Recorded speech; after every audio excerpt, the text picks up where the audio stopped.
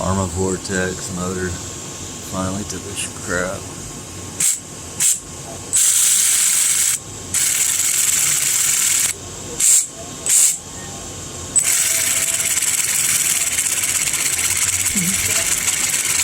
Time for a new motor.